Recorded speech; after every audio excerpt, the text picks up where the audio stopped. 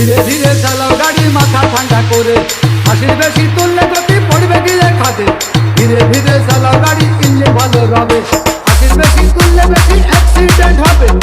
100 kilo যাওয়ার পরে 100 kilo